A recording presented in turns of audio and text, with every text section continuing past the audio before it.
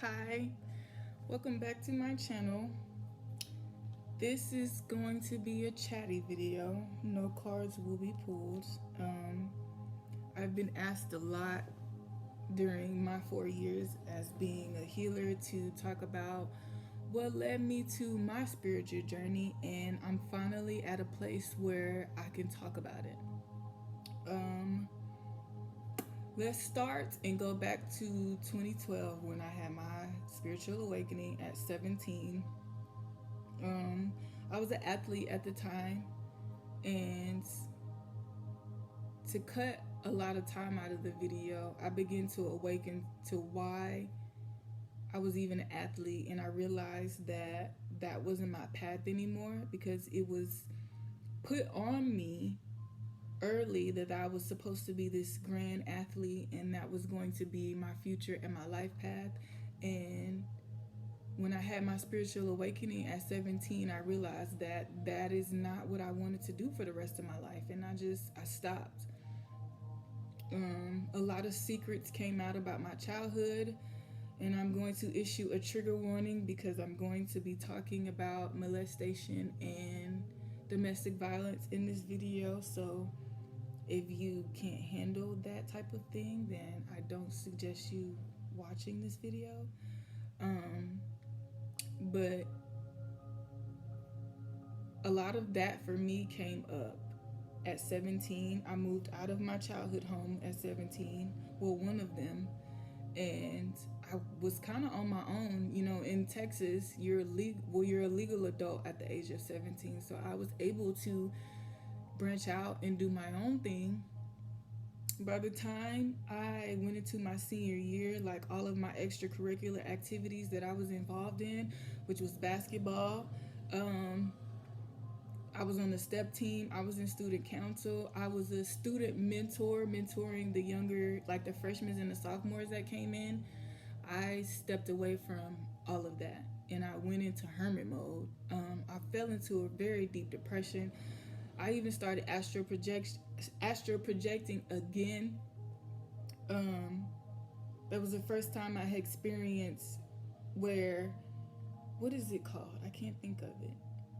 But it's like when your soul is, like your spirit is on its way back to your body, but your body wakes up before it's there, but you see movement going on. It's like something was riding my chest is what they call it, but it's more so there is an entity around you that knows that your soul is not yet back into your body. So it's basically trying to beat you there. Kind of like how Insidious, the movie, is. It's very similar to that. I don't remember what it's called right now. If you do, you can put it in the comments below. But yeah, like I started experiencing those type of things. And my family is super, super religious on both sides. So now looking back, like I didn't have anyone to talk to about these things. So again, I went into a deep depression. Fast forward, my grades slipped, but I still graduated with a 3.43, which is not awful, but I went into my senior year with a 3.75. So it was like it dropped, but not too bad.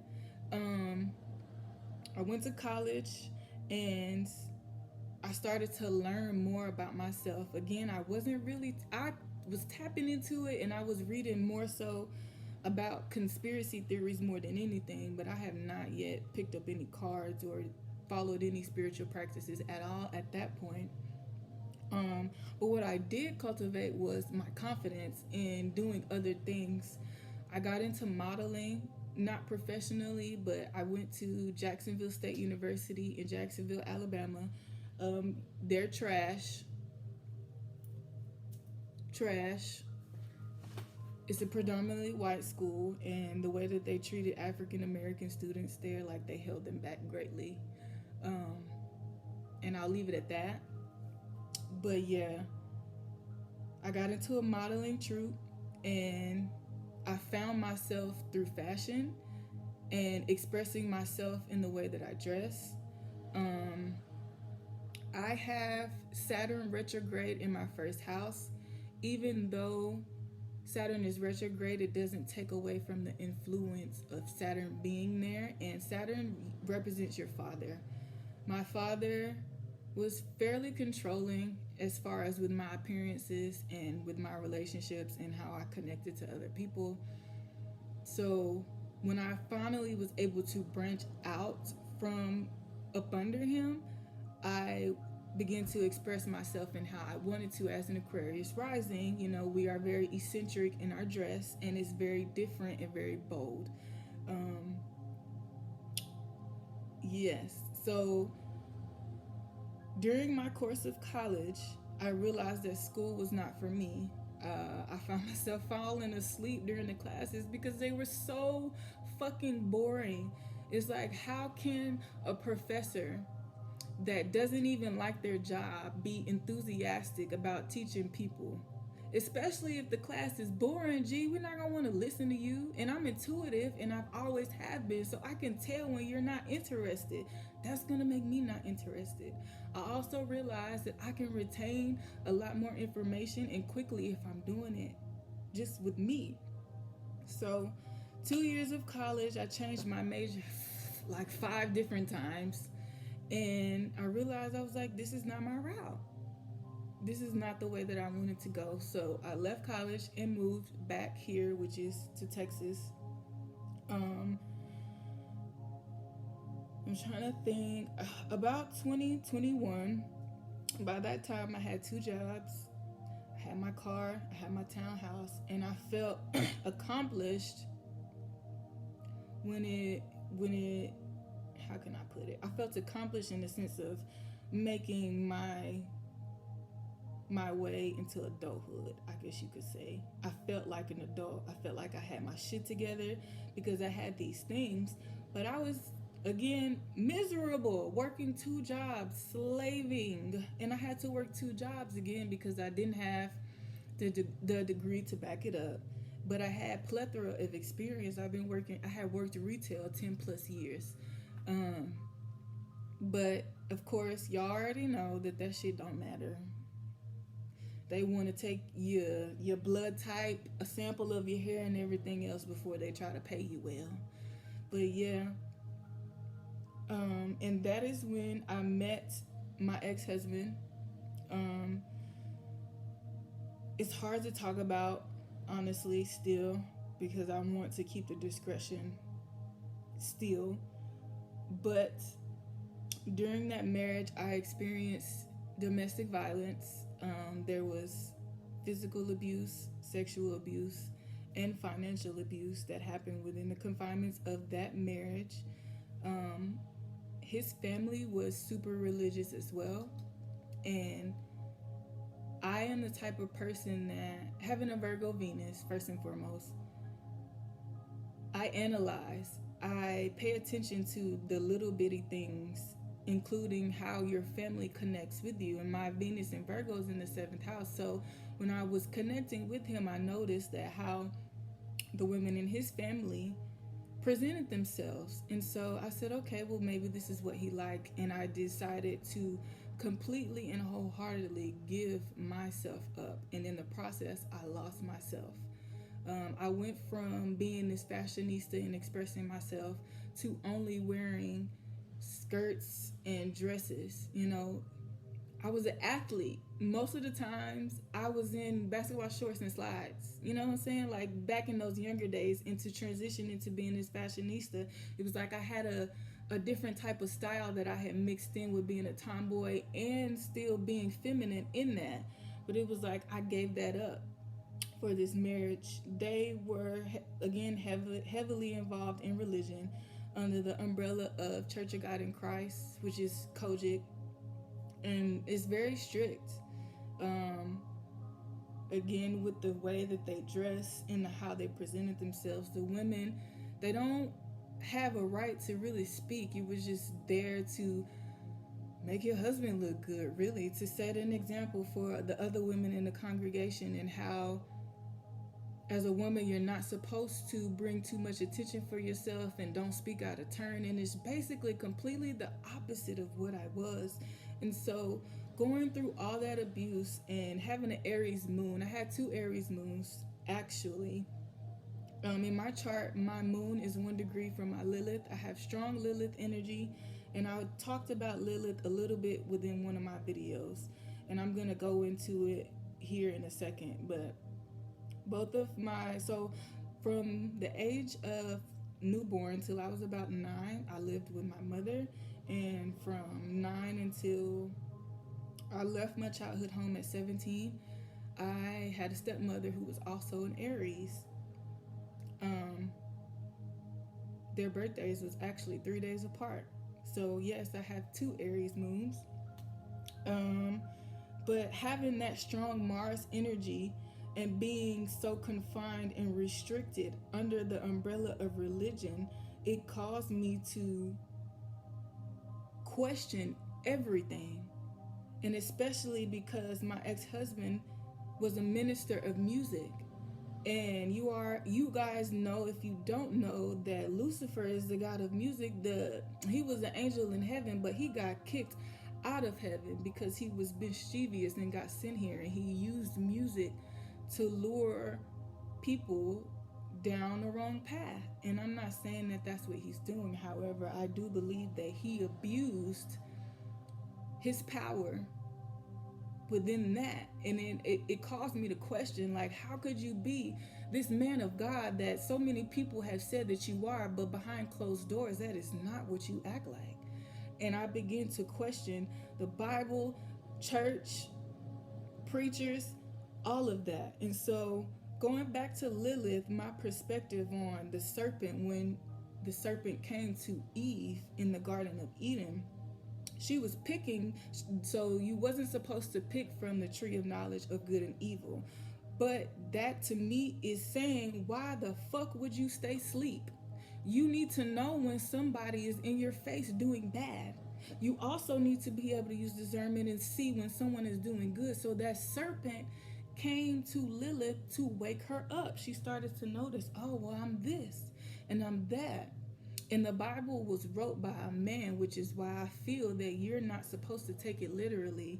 The Bible is there to let you know that you have the ability to achieve the same type of consciousness that Jesus achieved while he was on earth as well.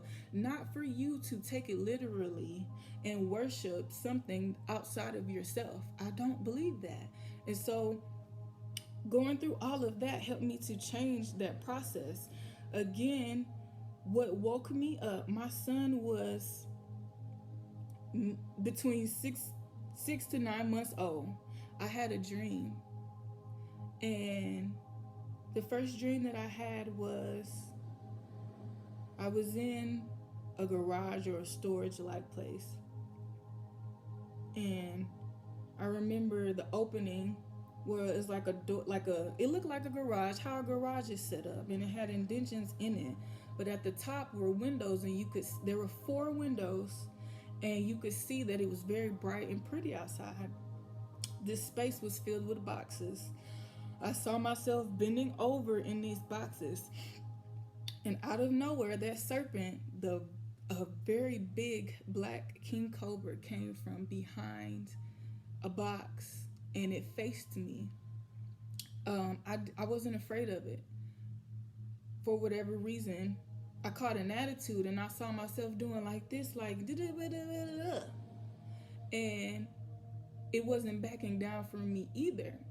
But it like slid closer to me, and again, I did not have any fear in my heart. So I stepped forward, like, if you're going to challenge me, you better be what you saying you are. And it slid closer again, and I took a step closer, and before I knew it, it slid quickly and it bit me. And I was losing consciousness from the bite in the dream, but I was waking up, and before I could wake up, I saw a door, and the outline of my ex-husband's spirit was there, and that is what made me wake up and realize that I needed to leave where I was, and that this marriage was not healthy for me, especially going through all that abuse that I spoke of earlier. And that was what woke me up, that serpent. Again, the same one that came to Eve. And Lilith was Adam's first wife, and she was very vocal, strong-willed, and she submitted. But once the energy between Lilith and Adam wasn't reciprocated, she decided to pack her shit and leave. Excuse me. She decided to leave.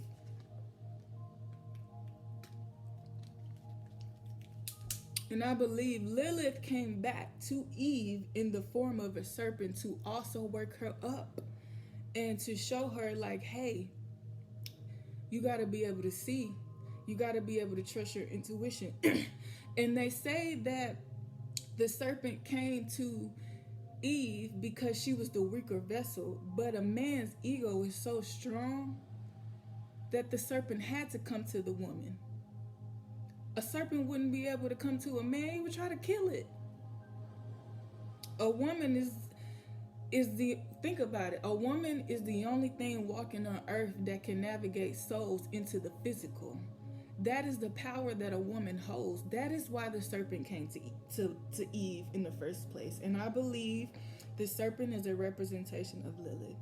And I'm going to end it with saying that I believe that my purpose and why I had to go through all of that, the abuse, not just within the confinements of my marriage, my former marriage, but with the abuse that I experienced within my childhood and my father being so controlling and so micromanaging to everything that I did. It was so that I can get on this platform and encourage women and advocate for women to embrace your feminine energy. Feminine energy is chaotic, it's emotional, it's supposed to be. That's what your intuition is. If you didn't feel those emotions, how would you know if something is not right? Excuse me, all this energy is passing. That's what it is. But how would you know? Emotions are information. That's it. It's meant for you. It's the only way that you can perceive something on the outside of you being good or bad. Again, going back to the tree of knowledge of good and evil. It's an inner knowing that you need to have. And so that is what I've dedicated my mission to, helping women step into their power, embrace their feminine energy, embrace themselves exactly as they are in this current moment. That way they can step into what it is that they're meant to do on their own specific path. I stepped into ecofeminism because the earth is a feminine energy, and you see the pollution and how humans have fucked up the earth and the ecosystem by doing the shit that we do, and how it is causing this uproar of natural disasters. And have you ever seen a woman who has been abused finally get to her wits' end? You know what I just heard? Waiting to exhale when homegirls put all his shit in the car and set that shit on fire? Lilith coming through. It needs to be done in a healthy way, but it can be done in that way too, especially through fire. I don't know, I'm picking up on fiery women. But yeah, ecofeminism. I am a women's advocate. I have been placed in situations where I was forced to speak up. Like, this energy rises up in me when I see a feminine energy. It doesn't even have to be a woman or a man who is in tune with his feminine energy getting bullied or shunned because he is. That's that Lilith energy in me. It rises, and I am called to action to protect. And that persona of me is called the gatekeeper.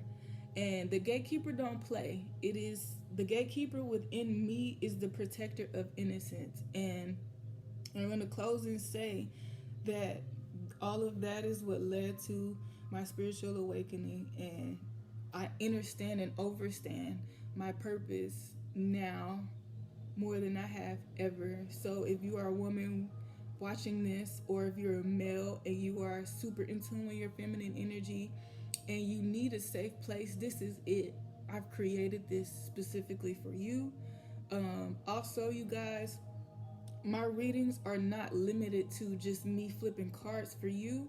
If you are going through this situation or any of these situations and you just need a safe place to be able to vent and get out those emotions, my Chiron is in the seventh house. I understand human emotions. I understand the connectivity between relationships and how they can be detrimental to people on their path. So I can empathize with you, not sympathize, because I'm not going to make excuses for you, but I can empathize and give you a safe place for you to begin your healing journey. So thank you for coming to this video. I got it out. I'm proud of myself because I haven't been able to talk about the abuse that I experienced in my marriage. But I did it. Yay me.